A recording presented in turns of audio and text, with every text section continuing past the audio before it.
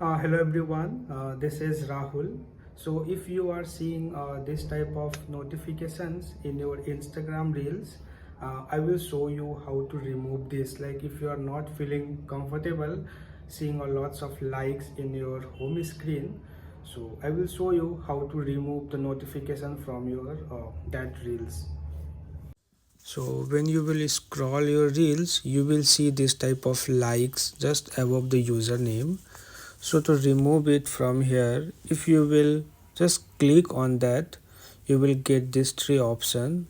To remove, just press and drag it below, so that will be removed from your mobile screen. So you just have to press and drag it below, just below side, and you will notice all those like icon has been removed from this reel. So in this way you can do it for any reels.